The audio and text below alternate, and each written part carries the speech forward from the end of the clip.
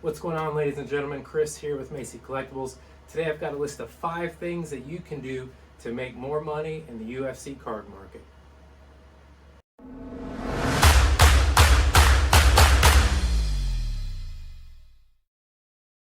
Number 1, don't get married to your cards. It's especially easy when you're chasing rainbows. You can get multiple of a color and come up with all kinds of different reasons why you should or shouldn't keep, your doubles. Get rid of them. If you don't need them or you don't want them, put them on the market. It's real easy to get caught up and end up with multiples of numerous cards. You don't want to get that way. Set your goals. Decide if you're going to collect a rainbow, how many you're going to collect, so on and so forth, and then stick to that. You get the doubles, maybe even one backup might be okay in case something happens to the first one. But again, there's always going to be a reason that you're going to be able to come up with to keep your cards. So if you've got doubles, I recommend just go ahead and list them. Number 2, this is kind of a no-brainer, but for the beginners, this might be helpful. Always be looking for good deals. No matter what site you use to kind of search for your cards, set up alerts, use keywords, check it frequently, so on and so forth.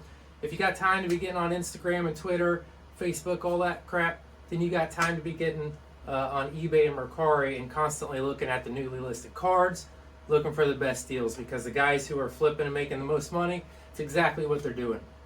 Number 3, you got to wisely undercut the market. Say I've got a Kevin Lee green that I want to sell. I look it up, I'm looking on the market. There's one for sale for $10. Don't list that card for $6. List that card for $9.50 or $9 if you want to get a quick sale. But you got to be wise about undercutting the market. I see that a lot of times.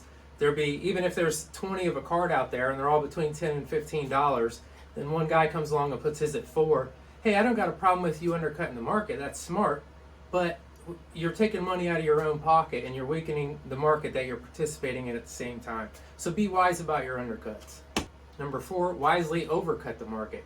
What I mean by that is if you're not in a rush to sell, just because there's a card or two on eBay already that is listed, doesn't mean that somebody might buy that. Take a better picture of your card and list it for $2 more.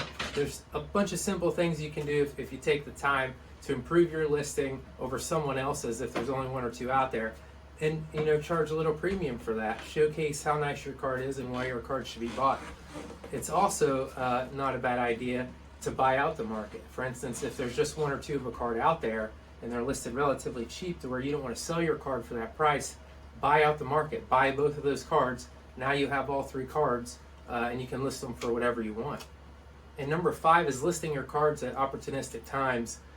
If you have a rookie card or you have any card at all, know when to list it. If you can hold out and you're watching kind of the UFC world, you got to follow the hype. If somebody's getting hyped up, their card is going to be worth more.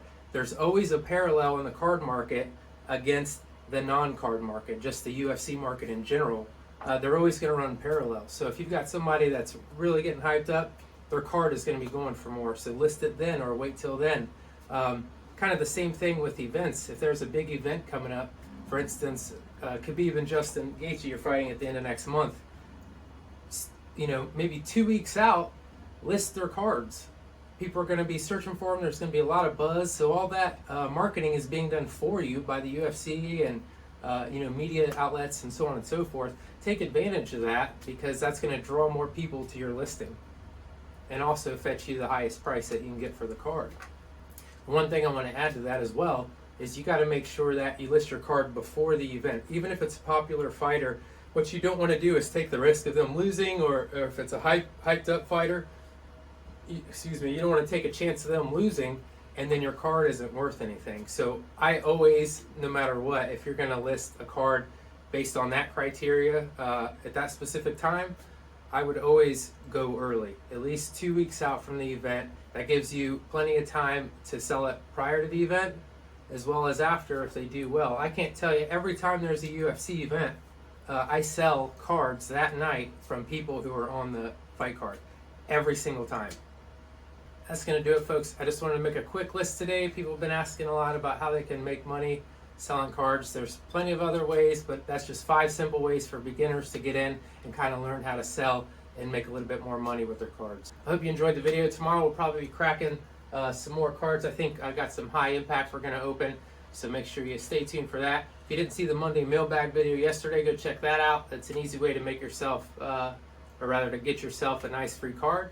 That's going to do it, folks. The move is still in progress, slow but sure. We're down here in the dungeon of the old shop still.